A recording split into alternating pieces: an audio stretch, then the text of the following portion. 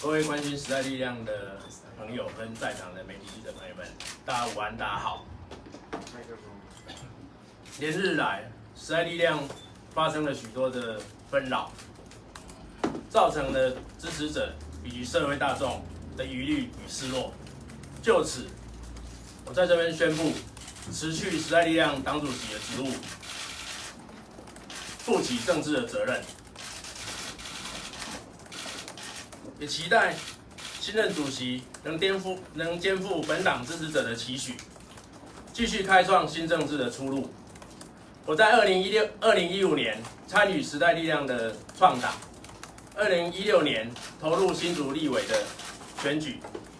为了撑开第三势力的空间，当时面对极大的压力，但我依然参选到底，最后打下新竹第三势力的支持基础。在这样的基础下，我在2016年到2018年担任时代力量新竹党部跟苗栗党部的主委，在2018年的地方选举上选上6席的议员。从3月接任时代力量党主席以来，我和我的团队没有一天不是为了守护台湾主权、坚持公平正义这2大目标来努力。作为时代力量的创党的党员，我深知台湾社会在蓝绿传统的2大政党之外，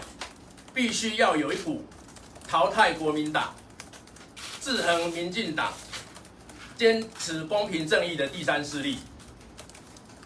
在追求台湾国家地位正常化的同时，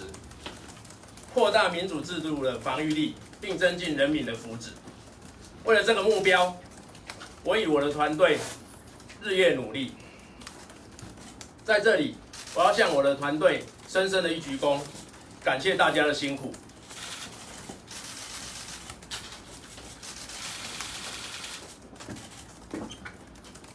很可惜，我个人能力不足，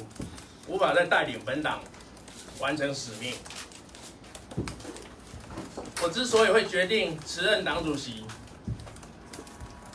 有2个最主要的原因。第一个，这几个月来，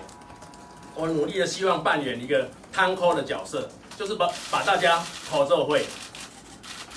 希望透过对话来凝聚党内的共识，去意求统，在坚守台湾主权的前提下，也能保有党的自主性，对执政党做实质有效的监督。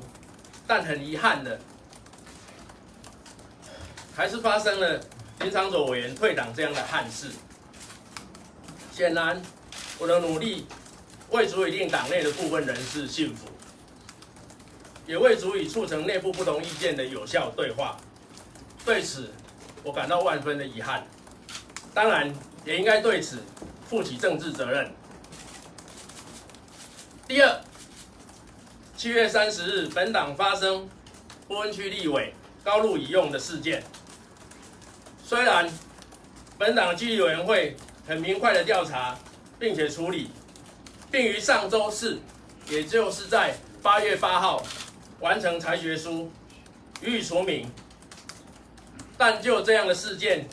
已经造成党的声誉蒙尘。高录已用既然列名为本党的不分区立委的第1名，政党就应该要对此负责面对。如今党内的调查程序跟裁处的阶段性工作已在上周四结束。作为党主席，我认为这个党对此负责的最适切的方式，当然就是由我来负起这样的政治责任。在这里，我也期待并祝福继任的主席能完成未尽之功。面对党内的争议或者是路线的歧义，能够以更有效的方式来处理，让大家齐力并进，共同打赢2020的选战。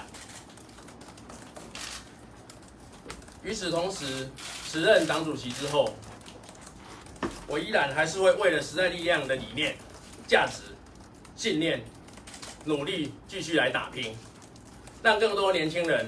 可以透过时代力量这个公共政治的平台、参政的平台，实践理想。目前本党已经提名的区域候选人，都是经过党内严谨的提名程序，透过提名小组、决策委员会严谨且民主的通过最佳人选。辞任党主席之后，我依然会义无反顾的协助这些候选人。与此同时，若党有需要的话，我也愿意披上战袍，为时代力量到艰困选区来奋战。我始终相信，只要我们坚持理想、坚守价值，人民会给我们最大的回报，愿意跟我们一起努力。最后，还是要向支持者跟社会大众对这一阵子的纷扰说声抱歉。谢谢大家支持，愿彼此不忘初衷，持续努力，后会有期。